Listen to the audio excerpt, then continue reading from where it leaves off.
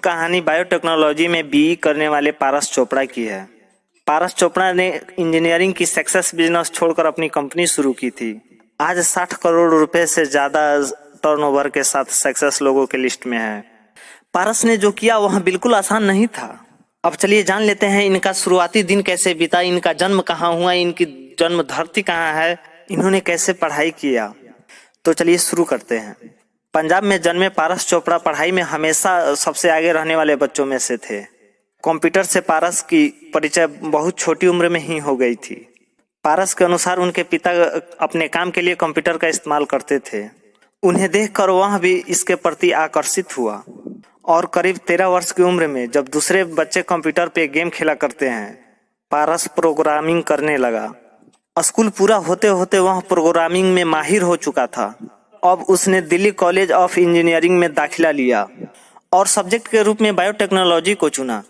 पारस के इस फैसले से उनके पेरेंट्स खुश नहीं थे, क्योंकि वह चाहते थे कि वह कंप्यूटर पढ़े, लेकिन उसने बायोटेक्नोलॉजी में ही ग्रेजुएशन का फैसला किया। इस दौरान उसने अपनी कंप्यूटर में चमकाने का कोई विशेषता नहीं छोड़ा। वह इसका इस्तेमाल पढ़ाई और अपने मॉडल तैयार करने के लिए किया करता था। इस काम ने पारस में डेटा माइनिंग और एनालिटिक्स के प्रति दिलचस्पी पैदा कर दी। पारस के अनुसार स्कूल के दिनों में उसे एक हाउ टू स्टार्टअप पर एक लेख लिखने का मौका मिला, जिसमें उसे स्टार्टअप के लिए काफी प्रेरित किया गया था। अपने इसी आकर्षण के चलते पारस ने कॉलेज में पढ़ाई के साथ साथ 3-4 और स्टार्टअप में भी अपना हाथ आजमाया, लेकिन एक बिजनेस के अभाव में यह बिजनेस में तब्दील नहीं हो पाया। 2008 में पारस ने गोल्ड मेडल के साथ अपनी ग्रेजुएशन पूरी की और एस्पायरिंग मॉडल्स में एक कंपनी में इंजीनियरिंग की नौकरी शुरू की, लेकिन स्टार्टअप की ख्वाहिश अब भी उसके भीतर थी। जॉब में करीब 1.5 साल गुजर जाने के बाद पारस ने अपनी रुचि की क्षेत्र की एक लिस्ट तैयार की। लगभग 1 माह तक इस पे काम करने के बाद मार्केटिंग ऑप्टिमाइजेशन की एक थीम सामने आई। एनालिटिक्स, टेक्नोलॉजी और मार्केटिंग के मिश्रण वाले इस प्रोजेक्ट में पारस की विशेष रुचि थी। यहीं से आइडिया मिला और यह 23 साल की युवा ने अपनी कंपनी शुरू की। पारस ने एक ऐसा फील्ड चुना था जिसका उसे बिल्कुल अनुभव नहीं था। मार्केट के एक्सपीरियंस के बिना मार्केटिंग और ऑप्टिमाइजेशन में उतरना काफी जोखिम भरा फैसला था। अपने संघर्ष के दौर में पारस को अपने कॉलेज के उन दिनों से प्रेरणा मिली जब बायोटेक्नोलॉजी के बारे में ज्यादा जानकारी ना होने के बाद भी उसने यहाँ पर सब्जेक्ट चुना था। उन्होंने न कि सिर्फ अपने डिपार्टमेंट में ही टॉप किया, बल्कि कुछ पेपर भी पब्लिश किए। इससे पारस को अपनी फील्ड में कदम रखने के लिए आत्मविश्वास पैदा हुआ और उन्होंने जॉब के साथ ही इस पर काम करना शुरू कर दिया।